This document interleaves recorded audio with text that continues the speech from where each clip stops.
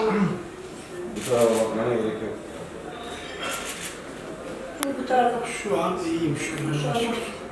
İkine Allah'ım, sonra Kerem hocam. Evet. İkine Allah'ım kurtardı, sonra Kerem hocamız. Çok güzel. Eyvallah, sonra sizin sayenizde. Amca ben de göğüs cerrahiyim aynı zamanda. Ben akciğer kanser ameliyatları yapıyorum. Gerekirse mama desteği yapacağız ama bundan sonra yakın bir onkolojik takip gerekecek. Seni devamlı olarak gözetleyeceğiz. Tamam hocam. Teşekkürler. Hocam Allah'a sağlık. Teşekkür ediyorum Ben de size teşekkür ediyorum hocam. Sağ olun. Ben hasta götürdüm. Hastalara dayanamadım. Çoğuna X oldu. Evet. Onlara ağladım. Ama Allah'ın keremine çok şükür. İkine Allah'ımız, sonra Kerem hocamız kurtardı. İkine Allah'ım, sonra Kerem hocam. Sağ olsun. Eline buluna sağlık. Bir hastasın, iyi misin? İyiyim, iyi şükür. İyi Allah iyilik. İnşallah. İlkine Kerem hocamız, ilkine Allah'ımız, sonra Kerem hocamız. Sen de sağ ol. Bir onun başında Evet. Amca çok geçmiş olsun. Sağ ol hocam. Sağ olun. Sizin de elinize sağlık. Çok geçmiş olsun. Sağ olun. Kontrolde bekliyoruz. Çay ısmarlayacağız inşallah sana. İnşallah. Kontrol başhekimlik. Aynen başhekimlikte zaten onun için çay ısmarlayacağız. Ben emekli olduktan sonra çalışmaya başladım. Çalıştıktan sonra aradan 2-3 ay geçti. Buramdan sağ tarafından bir ağrı peydah oldu. Bir türlü anlayamadım. Hiç de doktora gitmedim idi. İlk defa doktora gidiyorum. Hastanede çalıştığım halde hiç ne iğne vurunduğum ne doktora gittim. Sonra rahat edemedim. Buraya geldim Antep'e. Acile girdim. Acil şeker dedi, tansiyon dedi. Geri gittim. Geri gittim oradan duramadım. Geri geldim. Şansıma şeye girdim polikliniğe. Dedim Kerem Hoca'nın ismini okudum tabloda. İsmini duymuş değilim yani. Şansıma girdim doktorun yanına. Ne oldu dedim hocam benim buram ağrıyor. Yat bakayım dedi yattı. Şuramı eline attı tamam dedi. Tamam dedi filme gönderdi. Filme baktı gün verdi tekrar geri gel dedi. 20 gün attı. Geri geldim tekrar bir daha gönderdi filme. Bir daha gittim. Yani 3 ay içinde geldim gittim. En son dedi ki karaciğeri dedi bağlamamız lazım. Karaciğeri hareketten kestirmemiz lazım dedi. Kaç kere şeye girdim. 3 seferimle bir kere koltuğum altından girdiler. Bir kere buradan kasıktan girdiler. En son buradan ameliyat ettiler. Yani onların sayesine en son ameliyat ettiler. Beni kurtardılar. Sağ olsunlar. Ben şimdi şeye girdim röntgene. Ameliyat olacağım yere. Bir ayıktım. Uyumuşum zaten. Uyutmuşlar beni. Sağa karşı artık sabah mıydı, öğlen miydi? Bir ezan sesi duydum. Ayıkık değilim.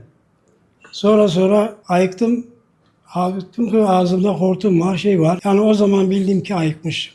Yoksa umutsuz girdim. Ama Allah'a şükür umutlu çıktım hastaneden. Hastamız Adıyaman'dan geldi. Karaciğerde büyük bir kitle sebebiyle hastanemize başvurdu. Ama ameliyatın riskli olması, ileride bir karaciğer yetmezliği gelişebileceği öngörüsüyle Multidisipliner Onkoloji Konseyimizde hasta değerlendirildi. Burada ilk önce hastamızın karaciğerinin daha uygun hale getirilmesi sağlandı. Burada portal ven embolizasyon işlemi uygulandı ve daha sonrasında tümörün küçültülmesi için transarteriyel kemoembolizasyon işlemi uygulandı.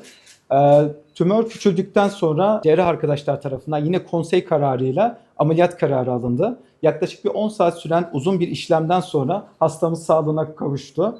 Yani burada asıl önemli olan dikkati çekmemiz gereken şey aslında bu işin multidisipliner yöntemlerle yapıldığı. İlk önce girişimsel radyoloji tarafından, sonra medikal onkologlar, daha sonra genel cerrahi ekibi, bunların yanında yine anestezi, patoloji ekipleri, gastroenteroloji ekipleriyle beraber bu işlemin gerçekleştirilmesi ve bunun sonucunda da hastayı şifayla taburcu edeceğiz inşallah. Hastamız karaciğerinin sağ tarafında büyük bir tümör ile bize başvurdu.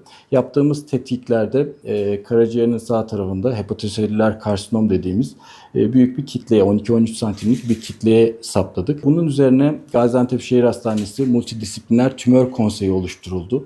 Burada bir tıbbi onkolog, patolog, gastroenterolog, girişimsel radyologla beraber hasta değerlendirildi. Yaptığımız bu değerlendirmede hastanın başlangıçtaki karaciğerdeki büyük kitleden dolayı ameliyat sonrasındaki kalacak karaciğer rezervinin yeterli olmayacağına karar verdik. Bu yüzden de multidisipliner olarak çok aşamalı bir cerrahi planladık. Öncelikle hastada bir portal ven embolizasyon dediğimiz karaciğerin ana damarlarından birine tıkama işlemi yapıldı.